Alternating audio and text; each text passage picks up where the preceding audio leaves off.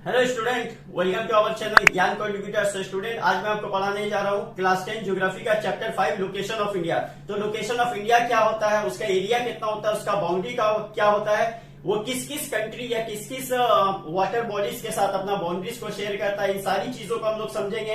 अगर अभी आपके पास एक इंडिया का अगर पॉलिटिकल मैप है तो आप उसको सामने रख लीजिए, इस चैप्टर को समझने में आपको बहुत हेल्प होगा। और अगर आपके पास नहीं है तो कोई बात नहीं, हमारे स्क्रीन पर वो इंडिया का पॉलिटिकल एक मैप शो होगा, आप उसको फॉलो करते जाएंगे तो ये चैप्टर आपको बहुत ही आसानी के साथ समझ में आ जाएगा। तो बढ़ते हैं आज के हमारे टॉपिक की तरफ। पहला जो है हमारा, अगर आपको लोकेशन पता करना तो पहले तो लोकेशन आप पता कर लिए। तो लोकेशन में हम लोग क्या समझते हैं, पहले तो हम लोग डायरेक्शन निकाल ले, नॉर्थ, साउथ, ईस्ट और वेस्ट। ये हमारा 4 डायरेक्शन होता है, हम लोग जानते हैं। इसके आगे भी एक फर्दर डायरेक्शन होता है, वो हम लोग बाद में बात करेंगे। नॉर्थ में हमारा क्या है, मोस्ट जो नॉर्दर्न पार्ट है, यहाँ पे हम लोग जानते हैं हिमालय है, और हिमालय के साथ यहाँ पे एरिया क्या है, कश्मीर है। साउथ में क्या है, कन्याकुमारी है। ईस्ट में क्या है, अरुणाचल प्रदेश। सबसे ईस्ट में मैं बात कर रहा हूं यहाँ पे, आप कहेंगे ईस्ट में तो बहुत है, मैं कह रहा हूं मोस्ट एक्सट्रीम ईस्ट पॉइंट, ठीक है। एक्सट्रीमली ईस्ट पॉइंट क्या है, तो अरुणाचल प्रदेश है। और एक्सट्रीम वेस्ट पॉइंट क्या है, ये सारा का सारा जो एकदम एंडिंग पॉइंट है वो बात कर रहे हैं। वेस्ट में क्या है, गुजरात है, ठीक है। तो ये तो हो गया नॉर्थ में कश्मीर, साउथ में कन्याकुमारी, ईस्ट में अरुणाचल प्रदेश और वेस्ट में गुजरात। अब देख लेते हैं कि इन सबका लैटिट्यूड और लॉन्गिट्यूडनल वैल्यू क्या आता है। तो अरुणाचल प्रदेश का जो लॉन्गिट्यूडनल वैल्यू है वो है हमारा 97 डिग्री 25 मिनट। अब गुजरात का जो है वो है हमारा 68 डिग्री 7 मिनट। ये देखिए, ये हो गया हमारा लॉन्गिट्यूडनल वैल्यू। अब आते हैं लैटिट्यूडनल वैल्यू। कन्याकुमारी का जो लैटिट्यूडनल वैल्यू है वो है 1 डिग्री 4 मिनट, और कश्मीर का जो है वो है हमारा 37 डिग्री 6 मिनट। अब देखिए, कन्याकुमारी जो है वो है हमारा एकदम एक्सट्रीम साउदर्न पॉइंट नहीं है इंडिया का, इससे नीचे भी कुछ है। इसका नीचे जो है वो मोस्ट जो साउदर्न पॉइंट होता है इंडिया का वो है हमारा इंदिरा पॉइंट। और आप एक चीज जानते हैं कि यहां पर अंडमान निकोबार आइलैंड भी है, अंडमान निकोबार आइलैंड, ठीक है। तो इसका जो वैल्यू होता है वो होता है हमारा 6 डिग्री 45 मिनट, ठीक है। ये जो मोस्ट साउदर्न पार्ट है, इसके बाद इंडिया खत्म हो जाता है, उसके बाद आप जानते हैं श्रीलंका स्टार्ट होता है, साउदर्न पॉइंट में फिर इंडियन ओशन आता है, ठीक है। तो इस तरह से आता है हमारा एक लोकेशन इंडिया का। अब आते हैं एरिया का मतलब। एरिया देखिए, एरिया के हिसाब से इंडिया दुनिया का 7वां सबसे बड़ा मुल्क है। 7वां जो सबसे बड़ा मुल्क है दुनिया में वो है रशिया, उसके बाद आता है चाइना, फिर कनाडा, ब्राजील, यूएसए और ऑस्ट्रेलिया। इन सबके बाद आता है हमारा इंडिया। इंडिया दुनिया का 7वां सबसे बड़ा मुल्क है। और अगर इसका एरिया का बात किया जाए तो इंडिया का एरिया होता है, देखिए, 32,87,263 स्क्वायर किलोमीटर। 32,87,263 square kilometre. तो इस हिसाब से दुनिया को हिंदुस्तान को दुनिया का 7वां सबसे बड़ा मुल्क माना गया है, ठीक है। अब आते हैं बाउंड्रीज में। तो बाउंड्री किस किस के साथ वो शेयर करता है, पहले हम लोग ये समझ लेते हैं। तो देखिए, नॉर्थ में वो शेयर करता है नेपाल, चाइना और भूटान के साथ। वेस्ट में वो जो बाउंड्री शेयर करता है वो करता है पाकिस्तान और अरेबियन सी से। अब आते हैं ईस्ट में। ईस्ट में वो शेयर करता है म्यांमार और बे ऑफ बंगाल से। अब वेस्ट में वो शेयर करता है वो आता है हमारा इंडियन ओशन और इंडियन ओशन से शेयर करता है। उसके बाद आता है श्रीलंका आता है, तो श्रीलंका के साथ शेयर नहीं करता है, तो क्योंकि श्रीलंका एक अलग कंट्री हो गया।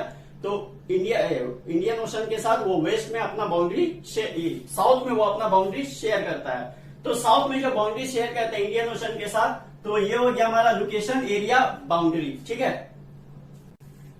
तो आप देख लेते हैं एक बहुत ही इंपॉर्टेंट टॉपिक, ठीक है। तो इंपॉर्टेंट टॉपिक क्या है, basis of division of states of India after independence. यानी किस किस बेसिस पर स्टेट का डिवीजन किया गया इंडिपेंडेंस के बाद, मतलब देश जब आजाद हो गया तो उसके बाद स्टेट का डिवीजन किस किस बेसिस पर किया गया। कहां पता चलेगा कि कौन सा वेस्ट बंगाल है, कौन सा पंजाब है, कौन हरियाणा है, कौन अरुणाचल प्रदेश है, कौन आंध्रा है, कौन कश्मीर है, क्या पता चलेगा।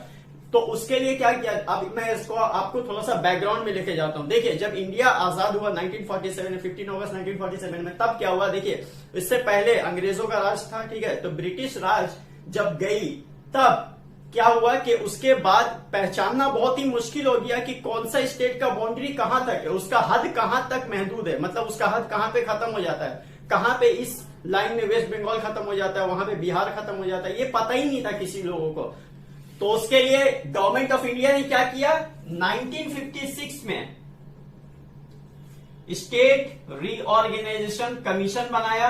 ठीक है, स्टेट रीऑर्गेनाइजेशन कमीशन बनाया और स्टेट रीऑर्गेनाइजेशन कमीशन एक्ट बनाया ताकि ये पता चल सके कि कौन सा स्टेट कहां तक है और कौन सा स्टेट कहां पे है। तो ये प्रॉब्लम सॉल्व करने के लिए गवर्नमेंट ऑफ इंडिया ने स्टेट रीऑर्गेनाइजेशन कमीशन बनाया और स्टेट रीऑर्गेनाइजेशन एक्ट भी बनाया। तो उसके तहत ये पहचानना बहुत ही आसान हो गया कि कौन सा स्टेट कहां पे। स्टेट को पहले के टाइम में प्रोविंस भी बोला जाता था। क्या बोला जाता था, प्रोविंस।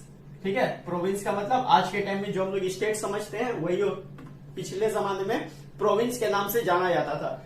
तो देखिए, तो इस बेसिस पर स्टेट को बांटा गया, लैंग्वेज के बेसिस पर, administration, advantage and skill, culture, physical and geographical similarities, economic stability. तो इसको समझने से पहले हम आपको ये समझा दें कि इंडिया जो है वो एक फुल ऑफ डाइवर्सिटी का स्टेट है। फुल ऑफ डाइवर्सिटी मतलब यहाँ पर इतना ज्यादा डाइवर्सिटी पाया जाता है एक कंट्री में, जितना पूरा कॉन्टिनेंट में इतना डाइवर्सिटी पाया जाता है। मतलब यहाँ पर एक ही देश में रहने वाले लोग अलग अलग तरह के लैंग्वेज बोलते हैं, अलग अलग उनका कल्चर होता है, अलग अलग तरह का उनका त्योहार होता है, उनका न्यू ईयर भी यहाँ तक कि अलग अलग दिन में होता है। तो इस बेसिस पर भी स्टेट को बांटा गया। तो अब हमारा आते हैं यहाँ पे। तो पहला है हमारा लैंग्वेज। देखिए, लैंग्वेज के बेसिस पर स्टेट को किस हिसाब से बांटा गया मैं आपको समझा देता हूं। देखिए, इंडिया में अलग अलग लोग अलग अलग तरह के लैंग्वेज बोलते हैं। वेस्ट बंगाल में बंगाली बोला जा रहा है, महाराष्ट्र में मराठी बोला जाता है, गुजरात में गुजराती, बिहार में बिहारी। तो अलग अलग तरह का लैंग्वेज बोला जाता है। तो मान लीजिए अब स्टेट का बंटवारा कैसे हुआ मैं आपको समझा देता हूं। एक जगह पे मान लीजिए बहुत सारे बंगालीज हैं, जो बहुत सारे लोग हैं जो बंगालीज बोलते हैं, यानी बांग्ला भाषा बोलते हैं। तो उस एरिया को बंगाल फिक्स कर दिया गया कि ये वेस्ट बंगाल का हिस्सा रहेगा। किसी एरिया में पंजाबी बोलने वाले लोग ज्यादा है तो उस एरिया को पंजाब फिक्स कर दिया गया, पंजाब मार्क कर दिया गया कि ये पंजाब रहेगा। किसी एरिया में बिहारी बोलने वाले लोग की तादाद बहुत ज्यादा थी तो उस एरिया को बिहार कंफर्म कर दिया गया। ठीक है, तो ये तो था हमारा लैंग्वेज। नेक्स्ट आता है हमारा एडमिनिस्ट्रेशन, एडवांटेज एंड स्किल। इसका मतलब क्या होता है मैं आपको समझा देता हूं। देखिए, भले ही लैंग्वेज सबका एक जैसा, फॉर एग्जाम्पल मैं आसानी से बता देता हूं, हिंदी हर जगह बोला जाता है। हिंदी महाराष्ट्र में बोला जाता है, बिहार में बोला जाता है, यहाँ तक कि बंगाल में भी रहने वाले कुछ लोग, तो बहुत सारे लोग हिंदी बोलते हैं। तो अब इतना जगहों पे हिंदी बोला जा रहा है तो इसका क्या करें। तो इसका क्या करना था कि अब इतना सारा जगह, अगर इतना सारा एरिया को मान लीजिए बंगाल में भी हिंदी बोला जा रहा है, महाराष्ट्र में भी हिंदी बोला जा रहा है, बिहार में भी हिंदी बोला जा रहा है, हरियाणा का कुछ हिस्सा में भी कुछ लोग हिंदी बोलते हैं। तो क्या सबको एक जगह कर लेगा? अरे हिंदी तो वो लोग भी बोल रहा है, हिंदी तो नेशनल लैंग्वेज है, तो वो क्या करेगा, सबको एक जगह कर देगा। ऐसे में तो एरिया बहुत बड़ा हो जाएगा, फिर इसको एडमिनिस्ट्रेशन कर पाना बहुत ही मुश्किल हो जाएगा। कैसे करेगा कंट्रोल गवर्नमेंट? तो उसके लिए क्या किया कि एडमिनिस्ट्रेशन, एडवांटेज एंड स्किल माना, मतलब कि इसका कोई ये नहीं होगा हिंदी जो बोल रहा है उसको बोलने दो। ठीक है, तो अगर सब जगह का हिंदी तो हिंदुस्तान का हर कोना में हर कोई बोलता ही है, तो क्या करेगा, सबको एक स्टेट बना देगा? नहीं कर सकता ना वो। तो और उसके अलावा क्या किया था, मान लीजिए बंगाल में भी बंगाली बोला जाता है और त्रिपुरा में भी बंगाली बोला जाता है, तो क्या बंगाल और त्रिपुरा को एक कर सकता है? नहीं, बंगाल और त्रिपुरा का डिस्टेंस बहुत ज्यादा है तो उसको एक तो नहीं कर सकता है। बंगाल बंगाल में ही रहा और त्रिपुरा में ही रहा, भले बंगाली बोले या हिंदी बोले। ठीक है, नेक्स्ट हमारा कल्चर। देखिए, लैंग्वेज अगर एक हो भी जाए तब भी कल्चर अलग होता है। फॉर एग्जाम्पल आसान से मैं समझाता हूँ, बिहार भी और अभी झारखंड अलग हो चुका है चूंकि।